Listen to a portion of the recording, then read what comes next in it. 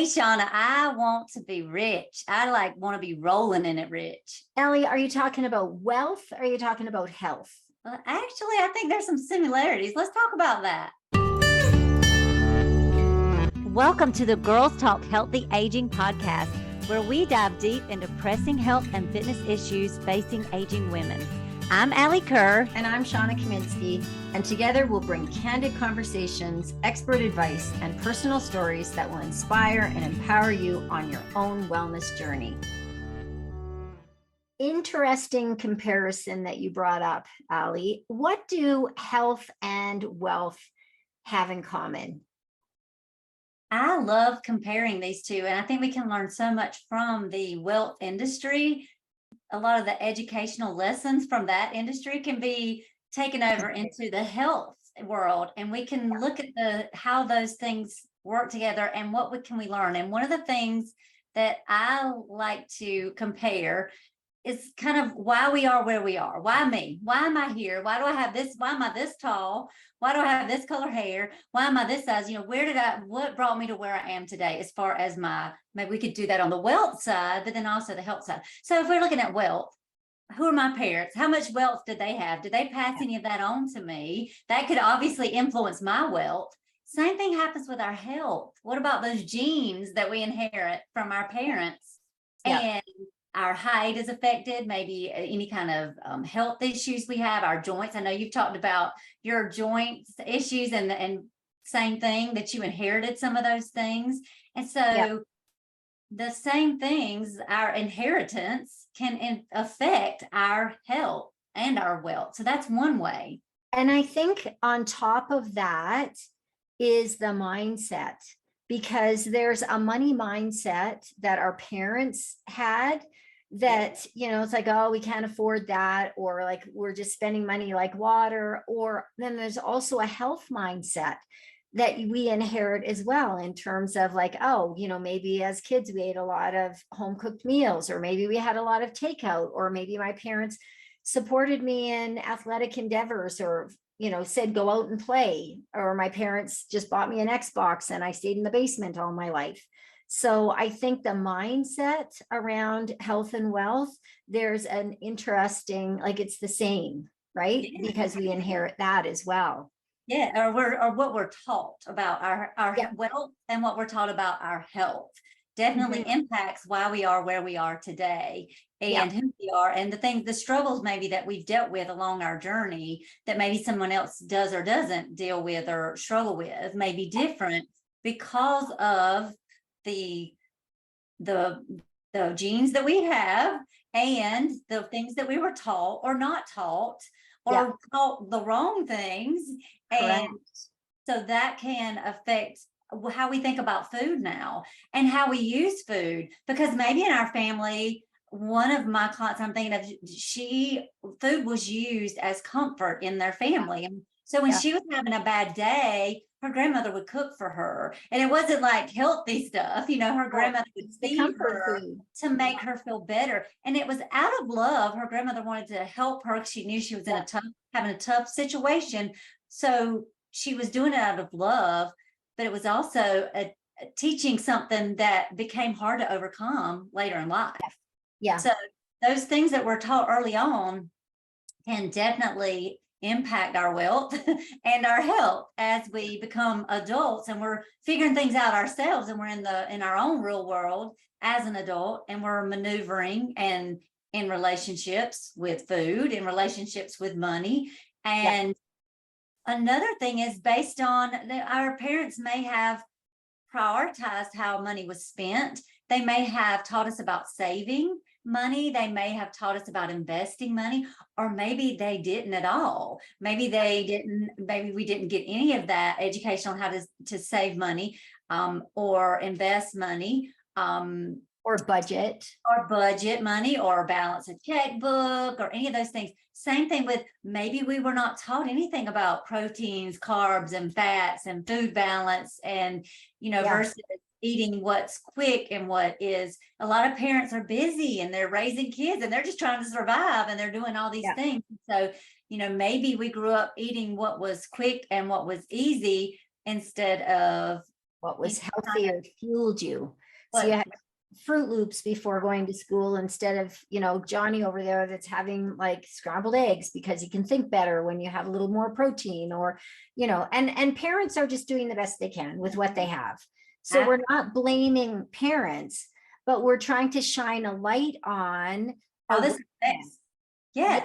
And whether you're a financial advisor or like a health coach, I know part of my job is just to shine a light on a person's habits and bring awareness to some of the aspects of how their history, their genetics, what they've learned from parents is playing into their current behavior. And, oftentimes, we're working with older people that, some of these mindsets, they don't shift on a dime. They don't change overnight. It takes conscious effort and rethinking to kind of change, and it can be done, but it's just reframing how you're looking at food or exercise or sleep, just like as you would your finances as well. Like a billionaire is going to think about money completely different than a millionaire. A multimillionaire is going to think about money differently than a mini millionaire. And then who's going to think about money differently than someone who's not a millionaire, because they have different lessons, different education about that. And so it's going to be different. And so it's the same with us. Like you said, yes, some of us, we've had these lessons that have been with us for our whole lives. And we've got these habits that have been with us for our whole lives. And we just, like a client said to me, we were talking about what can she do when she goes to a restaurant, because she's not going to not go to this restaurant and eat, because that's what they do on Friday nights. And sometimes they do it 2 or 3 times a week. And I said, well, they do have to-go boxes there, I'm pretty sure. And she said to me, well, I just don't think like that. And it was like an aha. I was like, sometimes we just don't have those tools. We have not built that toolbox, and we just don't think like that yet. And so that's where, having that help, whether it's a financial advisor to help you see things that you would not otherwise see, and helping you to think like that when you just don't think like that, is so valuable in our journey. And another thing that can affect our wealth and our health is our health. So like someone who has maybe had a lot of health issues, that may affect their wealth, because maybe they've got medical bills. It can also, of course, affect their health. Maybe they've had to be out of activity because they've been dealing with some kind of health issue. Maybe they have setbacks that happen because of that. For women, one of the things that, women are we're always worried about our bellies. Well, a lot of women have had babies. So decisions and choices and things that have happened and we've gone through in our lives that are amazing things can also affect the body that we're living in today. And so I love looking at why we are where we are. How did we get here? That's one of the things I love to look at with clients. And then how long have we been doing the things? Like, we all want the amazing body results immediately. But anybody knows, if you're wanting to get wealthy, you don't just get wealthy unless you win the lottery. Which is not a good investment plan. Which is not a good plan, not a good financial no financial advisor is going to be like, yes, your financial plan should just be to buy lottery tickets and then win big, and then it's all good. But that is how we treat our health and our weight. And, is that it's just going to be this, we're just going to take this magic pill or this magic potion, and we're just going to go on this diet and it's going to change everything. And that's just not realistic at all. Do you see? The statistics of people, lottery winners that win big money, a year later, the majority of them have no money. Because it's the process of earning the money, of learning the skills of handling more and more money, of investing, and that is so similar to weight loss. If you could wake up and magically be your ideal weight in a short amount of time, you would be back probably to your previous weight and then some, because you haven't learned the skills to maintain or sustain a lifestyle that's conducive to that healthy weight. So it's all about habits. Yeah, I was gonna say, just like my client saying, you don't think like that yet. So you're not gonna be able to maintain that magic weight you woke up with because you Yeah. don't think like that yet. You don't have the skills and the habits. And that's one of the things when you're looking at investing, one of the things that you hear all financial advisors say is that the earlier you start, the Yes. better. The Yes. earlier you start taking care of your finances, the better financially you're going to be later on. And isn't that true about our health? Oh my goodness. I'm so happy when like a younger woman comes to me because it's like, wow, we've got some time to rather than the last minute. And there's never a last minute with health because you can always make positive change. So I don't want to give anyone the impression that's like, oh, it's too late for me. But the younger person that has, more years ahead of them than typically than behind is going to be enjoying longer health benefits. Just like, you start investing in your 20s. Wow, that money's going to compound by the time you're ready to retire. That's a nice nest egg. Yeah, and just like a financial advisor is not going to say, well, you waited too long, don't start investing yet. Yes. However, you're not going to reap the same benefit Benefits. as someone who started investing earlier. And I think we also have to be realistic about that and where we start in our journey. And I love that. I'm with you. It warms my heart to see a younger gal who's investing in her health and Yeah. taking time and energy and putting time and energy into that and investing in that. And I love seeing someone who is at later stages in life realizing, oh my gosh, I've taken care of everybody else. It's like, Time for me. Yeah. right, it's time for me. It's like if somebody comes to me and they're like, hey, Allie, can I borrow $10? And I'm like, you know what? I really don't have $10, but here's $20. Let me give you $20. And now what am I going to eat for dinner? Because I just gave all my money away. And that's what so many women realize later in life. They realize I've given everything to everybody else. I've got And nothing. now I don't have anything for me. And my health is in such a bad place. And so, yeah, it's never too late, but the sooner we can wake up to that and Yeah. realize that we want to give from a place of overflow, not a place of we're giving everything away and we have nothing left for ourselves. And women, especially, I think, fall prone to giving to others, Yeah. especially if they have children, giving, and putting themselves on the back burner. And with health and wealth, that's a recipe for problems, for Well, realizing, and then what bothers me is that, when a woman has given and given and given and finally decides, okay, it's time for me, often that's when the quick fixes are like, okay. And this is like the investments of the get rich quick schemes come in. Whereas like, okay, I'm going to lose 50 pounds in the next month, or, I'm going to make a bunch of money in the next short while. Because the woman, good for her for, wanting to invest in herself. But, we've talked about the skeezy marketers that are preying on the pain points of, Mrs. Jones or Mrs. Smith that now wants to invest in herself and then doesn't necessarily invest wisely because she's looking for a quick fix. well, and I think it's a desperation. Like we really realize, oh my gosh, Running out of like time. I'm running out of time and I can't believe I've let myself, I can't believe I've let myself get to this place. Or I go to the doctor and I get such a bad report. My A1C is way too high. They want to give me 5 medications now because my blood pressure is also high. My cholesterol's high. Or I've had some kind of health event. And now I'm just like, wow, oh my gosh, what now? It's just like getting to retirement and it's like this place of regret, like realizing I've squandered all the money that I could have saved for my retirement. I gave to other people, or I just wasted on things that I don't even remember what I bought with it, but I don't have it now. Yeah. And it's the same thing with our health. And so we do have that moment of that desperation.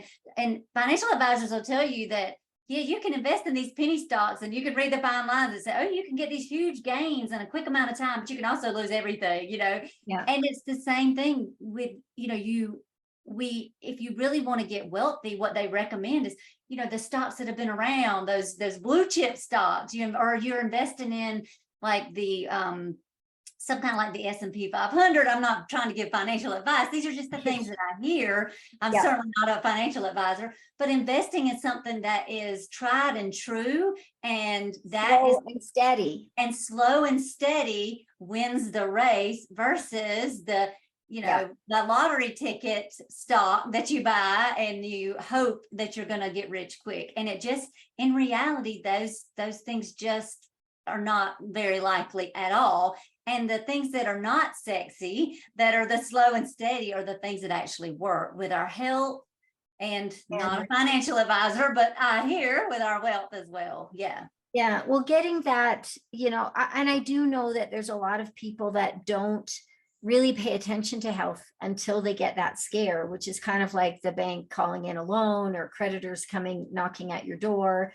And, it's that knee-jerk reaction.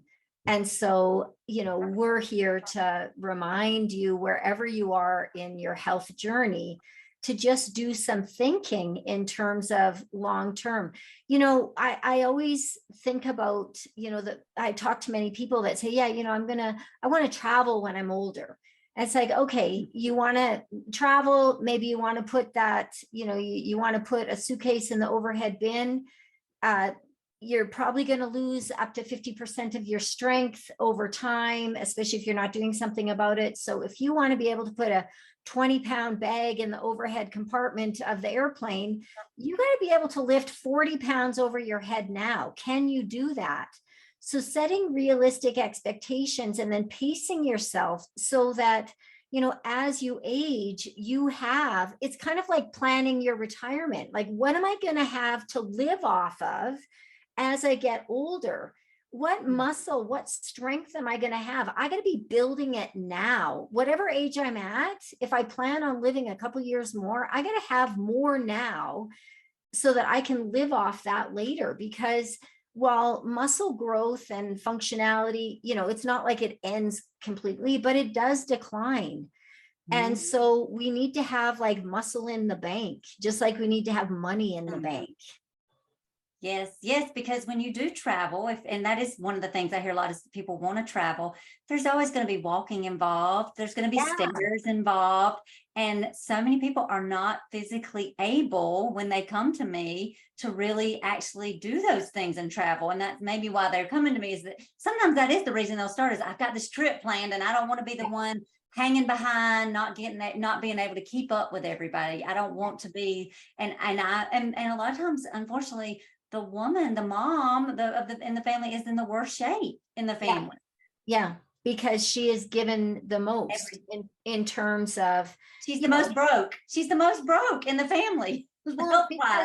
Yeah. She's given up sleep. She's given up, she's probably given up maybe her career, she's the last to eat. She's, on carpool duty all the time, or, there's just, and whether it's children or aging parents, women tend to be, often in the sandwich between children and aging parents. And so there's just very little time. And we're kind of the mentality that, self-care is a bit selfish.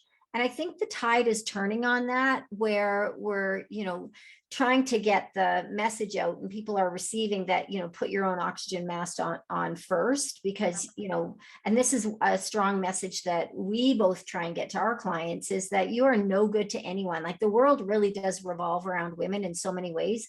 And if the woman is ill, or, not able to, be the person she wants to be, then it's a ripple effect in the whole family. Her whole circle is going to be suffering. So yes, it does take marking something off on the calendar now, which might seem like, oh, wow, well, I'm taking time away now. It's kind of like that little bit of money that you're taking out of your monthly paycheck now to invest into later, so that you are going to be fully functional and able to provide and be a, fun member of your circle later. So it really is all about investing. Yeah, and that and what I'm hearing you say is the long-term investment, not just the short-term quick fix, but the longer you can invest in your health in any kind of ways, any kind of self-care that we can do as gals.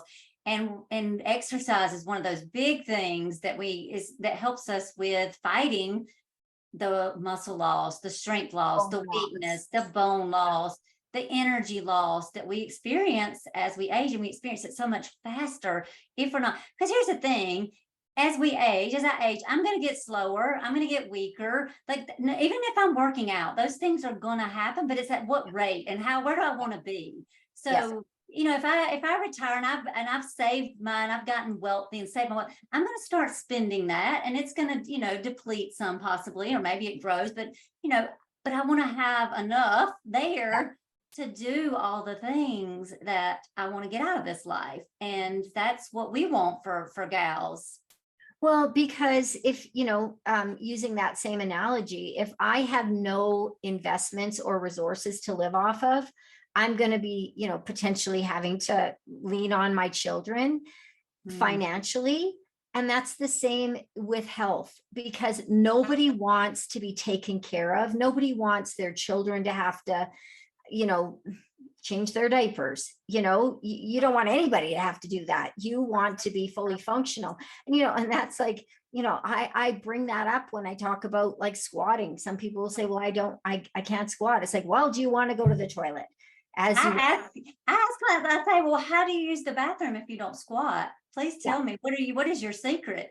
You're sitting and standing, so you're squatting. Congratulations.